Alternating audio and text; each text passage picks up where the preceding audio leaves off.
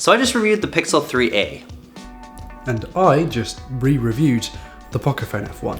And both of us kind of came to the conclusion that we really like plastic phones. People think that plastic build materials mean the phone is going to be worse to use, that it's not as good and it's not going to perform as well. But after some truly legendary plastic phones, we're here to convince you otherwise.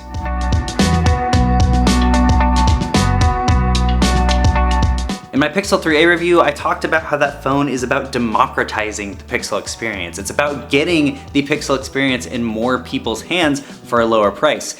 And a plastic build is a really great way to do that. And the people that are buying this phone are probably not gonna want their phone to be cracking if they're not using a case with it. Heck, Google has these really nice colors, like purplish, and it would be pretty nice if you could show that phone off without having to hide it behind a case. With many of today's devices in the top and bottom portions of the market being made out of premium materials such as glass and metal, it makes you wonder how much of the budget is going into internal things that matter, such as camera sensors, displays, and of course processors.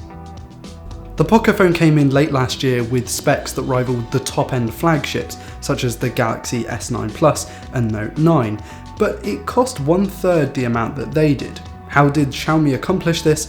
Well, when you look at the build materials, it soon becomes clear.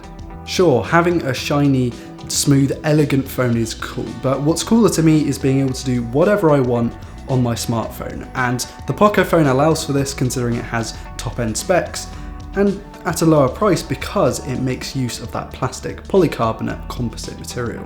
Plastic phones also allow for the newer networking technologies like sub-6 GHz and millimeter wave 5G. Now glass also allows for this technology, but you have to play some special tricks to get it to work. On the Samsung Galaxy S10 5G, they had to add more glass around the rim of the phone, and that just adds chance to it cracking.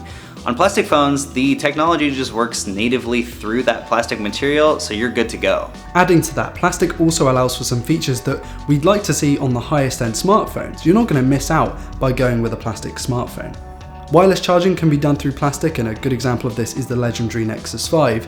And you can even do water and dust resistance too, as we've seen with the likes of the Galaxy S5.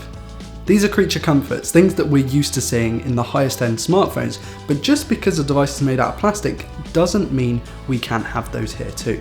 Now there are clearly reasons why you might want a glass phone. They look really great, they feel really great in the hand, but there are a lot of ways that plastic makes a lot of sense too. It can reduce the cost, it's shatter resistant, and I just like to see this material populate the market a little bit more than it is today.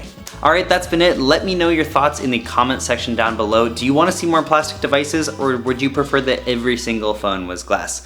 Let me know, and I will catch you in the next video.